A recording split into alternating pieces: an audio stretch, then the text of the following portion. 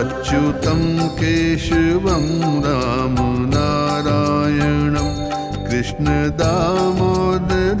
वासुदेवं हरि अच्युतं केशवं रामनारायणं कृष्णदामोदरं वासुदेवं हरि अच्युतं केशवं रामनारायणं कृष्णदामोदरं